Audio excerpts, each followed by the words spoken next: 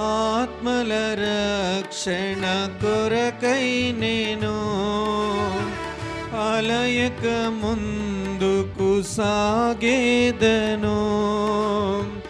అంతము వరకు ప్రకటింతును మరణించి లేచిన ప్రభు యేసును.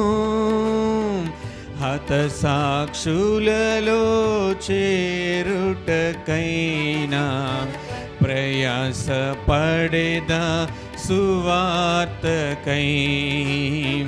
హతసాక్షులలో చేరుటకైనా ప్రయాసపడెదని సువార్తకై.